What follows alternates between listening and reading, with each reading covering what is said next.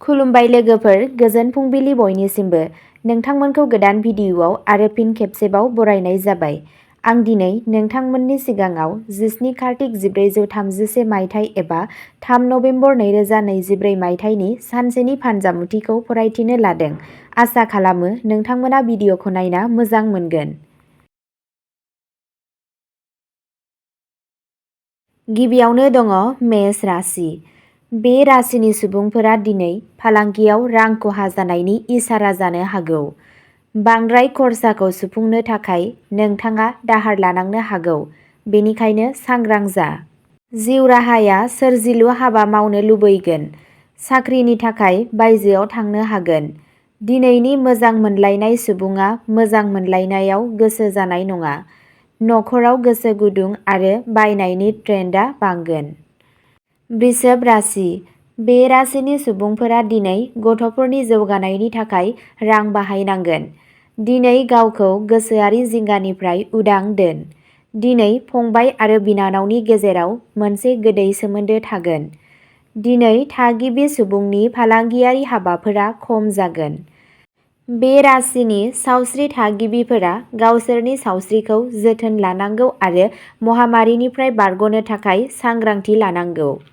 मोजां मोनलायनायनि नेरसोन थानाय सुबुङा दिनै थागिबि सुबुंनि थाखाय मोजां मोननायनि बेलायाव जेंनाफोरजों बुंफबनाय सान थागोन। मिथुन राशि। बे राशिनि सुबुंफोरा दिनै खरसाखौ सुफुंनो थाखाय दाहार लानांनो हागौ। दिनै नोंथाङा नाङै जिंगाफोरजों बेंखनजागोन आरो आन्दोनि सुथुरफोरा नोंथांखौ जेंनायाव खोख्लैनो हागौ। नों दिनै रां थिसननायनिफ्राय मुलाम्फा जानो हागोन। नोंथांनि धोरोमारि दावबायनाया गोसोनि गोजोन लाबोगोन। कर्क राशि।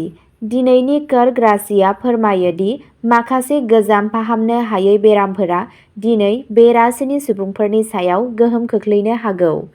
दिनै नोंथाङा सुबुंफोरनि फोथायनायखौ देरहानो हागोन। दिनै फालांगियारि हाबाफारिफोरा गोख्रोंसिन जागोन। दिनै खामानिनि फारसे गोसो गुदुं जागोन आरो नोंथाङा मोनसे गोदान गारि बायनो हागोन। दिनैनि मोजां मोनलायनाय राशिफलाव सुबुंफोरा मोजां मोनलायनायनि बेलायाव खाफालगोनां जागोन। सिंह राशि। दिनै नोंथाङा खामानिनि बिथिङाव गोदान लोगोफोर मोनगोन। नखराव आलासिफोर फैनायजों आबहावाया गोजोन जागोन। सोरजिलु महरै खामानि मावनाया मुलाम्फा जागोन। राजखान्थियाव नोंथांनि जौसिनथिया गायसनजागोन। खामानिनि जायगायाव बांसिन गोसो होनांगौनि गोनांथि जागोन। नोंथांनि आखुखौ पजिटिभ लाखि। मोनसे आबुं जायै खामानिखौ आबुं खालामनाया नोंथांनि गोसोखौ बांहोगोन। कन्या राशि।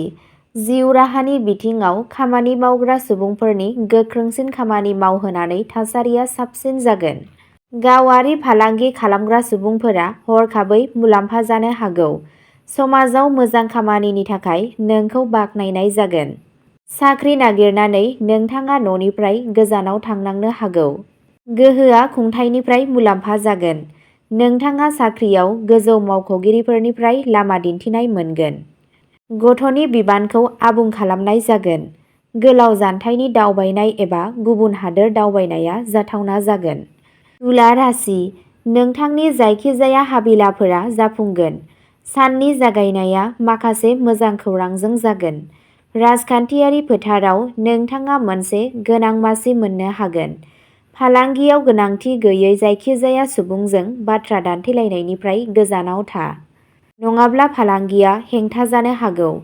नोंथांनि साहसआ बांगोन। समाजारि बिथिङाव नोंथांनि दैदेननायखौ बाख्नायनाय जागोन।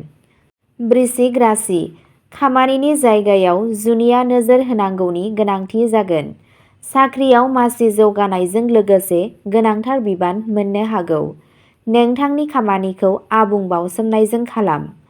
फालांगिनि बिथिङाव खामानि मावग्रा सुबुंफोरा लासै-लासै मुलाम्फा जानो हागौ। गोसो हमथानानै खामानि माव। जाफुंसारनाया सिगांनि सान्नाय हाबाफोराव मोननो हागोन। समाजारि हाबायाव गोसो जानाया बांगोन। गोलाव जानथायनि दावबायनायाव थांनायनि खाबु दं। धनु राशि। दिनै राजखान्थियाव बेरेखा दोलोफोरा नोंथांखौ गाहायाव लाबोनो नाजानो हागौ। गावनि सांग्रांथिजों बेफोरबायदि जेंनानिफ्राय बारग'नो नाजा। खामानिनि जायगायाव नाङै जेंनाफोरजों मोगा-मोगि जानो हागौ। होबथानायजों खामानि माव। रागानिफ्राय गोजानाव था। फालांगिनि बिथिङाव सुबुंफोरा हरखाबै मुलाम्फा जानो हागौ।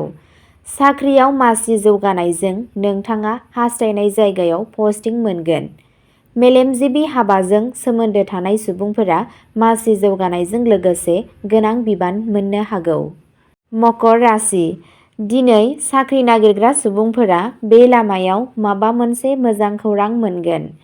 हा फान्नाय, आबादनि हाबा, फसलफोर बायनाय बायदियाव नांथाबना थानाय सुबुंफोरा सरासनस्रा जाफुंसार जानो हागौ। खामानि मावग्रा सुबुंफोरा उफ्रा खस्थ' खालामोब्ला मुलाम्फा जागोन। गावनि बैसोगोराफोरजों सोमोन्दो लाखि।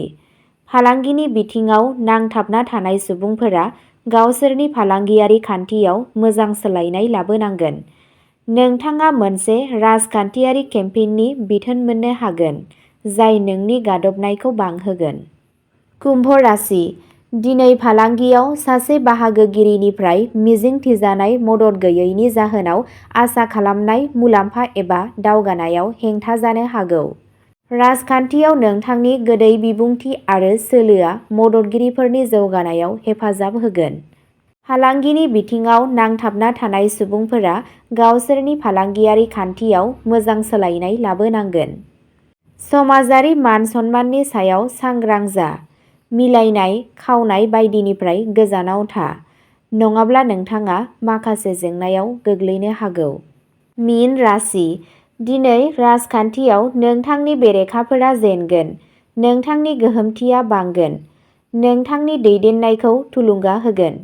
राजखान्थियारि फोथाराव गोदान लोगो बानायनाय जागोन। फालांगियारि बिथिङाव नांथाबना थानाय सुबुंफोरा सानथांखि खालामना खामानि मावनानै मुलाम्फा जानो हागौ। जायखिजाया गोनांथार खामानिनि बिबानखौ गुबुननो दागथाय।